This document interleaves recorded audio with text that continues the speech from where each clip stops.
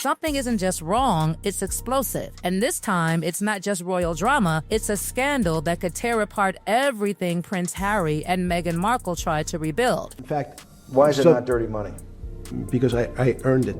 Because what we're about to unravel isn't just another headline, it's a chain reaction. A silent storm that started behind closed doors in Montecito and is now threatening titles, millions, reputations, and possibly their entire future. Let's rewind for a second. When Harry walked away from royal life, it wasn't just a decision, it was a rebellion. A break from centuries of tradition, from expectations, from the suffocating pressure of being born into a system that never lets you breathe. And when Meghan entered that world, she didn't just struggle, she collided with it. From day one, the whispers were already there. Pressure, control, media obsession. And behind the scenes, a level of scrutiny that most people could never survive. So when they stepped back in 2020, it wasn't just shocking, it was historic. But here's the part no one fully understood at the time. Walking away from the monarchy didn't mean walking away from consequences, because the moment they left, the safety net disappeared. No more public funding, no more royal protection in the same way, no more structured identity. Suddenly, Harry, a prince raised inside a system, had to build a life in the real world, a world driven by money, influence, and public perception. And that's where Montecito came in. On the surface, it looked like a dream. Privacy, space, control, a mansion tucked away from the chaos, a fresh start, a new chapter. But beneath that calm exterior, everything was being calculated. The Netflix deal, massive, around $100 million. A bold move to turn their story into power, into influence, into independence. Then Spotify. Then media projects. Then Harry's explosive memoir Spare, ripping open royal secrets that had been buried for years. At first it worked. The world watched. The money flowed, the attention exploded. But then something shifted, quietly at first, then all at once. A new narrative crept in, not confirmed, not proven, but dangerously powerful. Meghan's name suddenly being linked to the orbit of Jeffrey Epstein. And that changed everything. Now listen carefully, because this is where it gets complicated. This wasn't a direct connection. No secret meetings. No confirmed involvement. But proximity, events, circles, high-profile gatherings where powerful people intersect. And in a world already shaken by Epstein's scandal, even being near that network is enough to ignite suspicion. And once that spark hits, there's no stopping the fire. Because Epstein wasn't just another controversial figure. His name carries weight, dark, global, explosive weight. A network tied to power, secrecy, influence, and questions that still haven't been fully answered. So when Meghan's name even brushed against that narrative, the internet didn't pause, it detonated. Suddenly, everything she had ever done was being re-examined. Every event, every connection, every photograph. People weren't just watching anymore, they were investigating. And here's the brutal truth about scandals like this. Facts don't spread as fast as perception. And perception, it spreads like wildfire. Within hours, the story wasn't about nuance anymore. It wasn't about indirect links or social overlap. It became something much bigger, something more dangerous. A full-blown narrative. And once you're inside that narrative, getting out is nearly impossible. Because now, it wasn't just Meghan under the microscope. It was Harry too. Every move he made suddenly carried weight. His silence, questioned.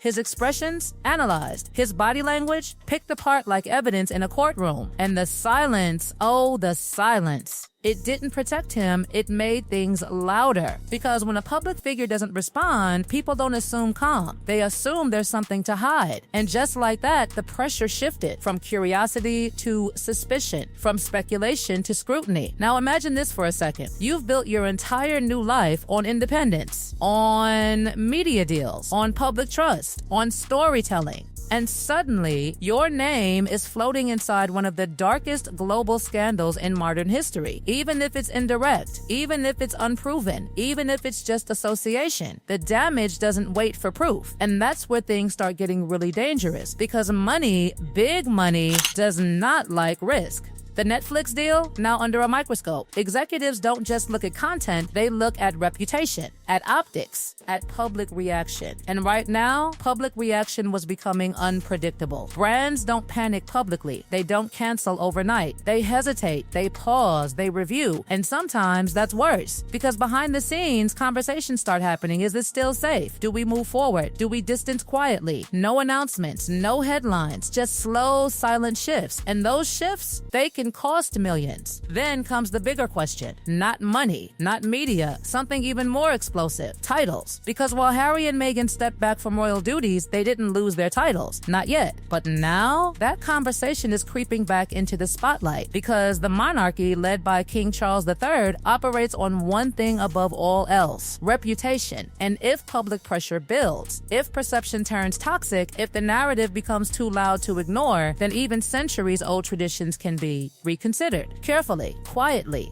strategically. But make no mistake, the possibility alone is enough to shake everything, because those titles aren't just labels. They are identity, status, power, history, and losing them would send a message louder than any statement ever could. And here's where the story turns even darker, because this isn't just happening in headlines anymore, it's happening online, in real time. The internet has turned into a courtroom. No judge, no rules, no waiting for facts, just millions of voices deciding what to believe. Every tweet becomes evidence. Every video becomes analysis. Every opinion becomes a verdict. And in that world, there is no benefit of the doubt, only momentum. And right now, the momentum isn't slowing down. It's building faster, louder, more relentless. So the real question isn't just what's true, it's what people believe is true. Because in today's world, that's what shapes reality. And now, everything hangs in the balance. Their deals, their image, their titles, their future.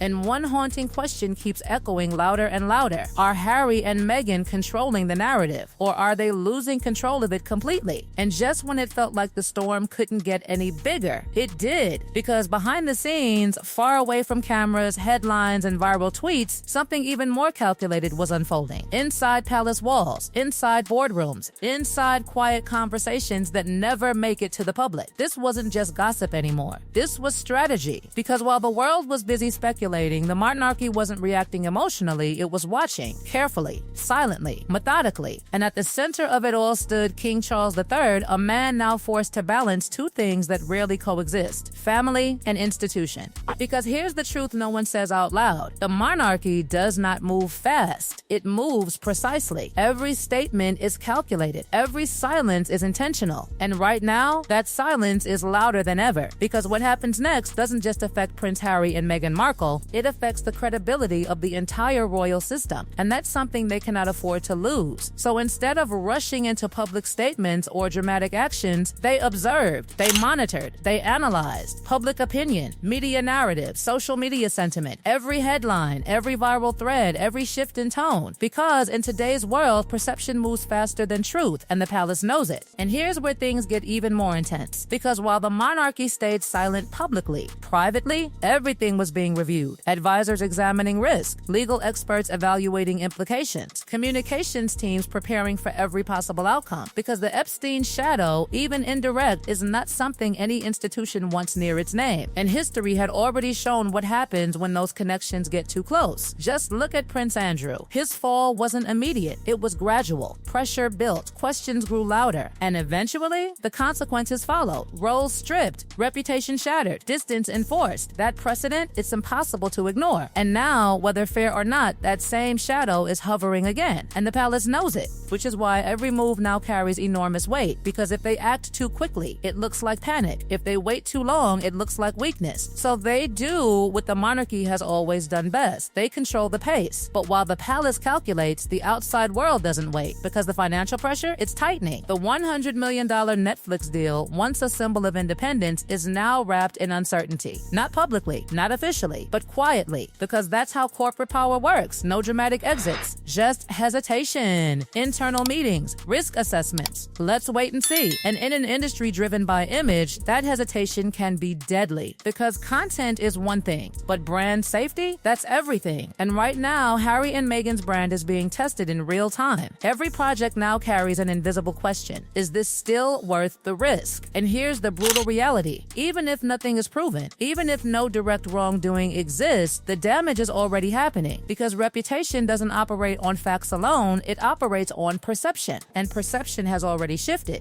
But money isn't the only thing on the line. Something far deeper is now being questioned: identity. Because titles, Duke and Duchess, aren't just ceremonial, they're symbolic anchors, connections to history, to lineage, to power. And now, even that foundation feels unstable because discussions, quiet, careful, but very real, are circling around one possibility. What if those titles no longer align with public expectation? What if the pressure becomes too loud to ignore? Because while removing titles is rare, it's not impossible. And sometimes the threat alone is enough to change everything. Because imagine this for a moment. Harry, a prince born into royalty. Meghan, a woman who fought her way into that world. Both stepping away to build independence, only to face the possibility of losing the very identity they once redefined. That's not just controversy, that's transformation. And transformation under pressure, it's unpredictable. But here's where things reach another level entirely, because the real battlefield isn't the palace, it's the internet. A space where truth, rumor, and imagination blend into one unstoppable force, where millions of voices act as judge, jury, and executioner. And right now, that digital courtroom is in full session. Every post dissected, every appearance analyzed, every past moment dragged back into the spotlight. And the Epstein narrative, it's the fuel, because it connects power, secrecy, and scandal, the three elements that the internet feeds on. And once a story has those ingredients, it doesn't fade, it escalates. The more people talk, the bigger it becomes. The bigger it becomes, the harder it is to control. And here's the most dangerous part. There are no rules, no evidence standards, no presumption of innocence, only momentum. And momentum is building fast. So now, Harry and Meghan aren't just managing a situation, they're surviving a storm. A storm where every move must be calculated, every appearance must be controlled, every word must be measured. Because one wrong step, and the narrative could spiral beyond recovery. And yet, they continue. Public appearances, selective projects, carefully crafted messaging. Because stepping back completely, that would look like surrender. But stepping forward, that risks feeding the fire. It's a trap, and they know it. So what are they really doing? Escaping, strategizing, or simply trying to survive? Because Montecito, once a symbol of freedom, now feels like something else entirely. A fortress, a shield, a distance from chaos. But distance doesn't stop a narrative, because in a connected world, nothing stays contained. And the truth is, this story isn't over, not even close. Because the palace is still watching, the media is still digging, the internet is still judging, and the pressure, it's still rising, slowly, silently, relentlessly. And in the middle of it all, one final question remains, the kind that doesn't go away no matter how much time passes. What happens if the perception never changes? Because if that happens, then this isn't just a scandal, it's a turning point, one that could redefine everything for Harry, for Meghan, and for the monarchy itself.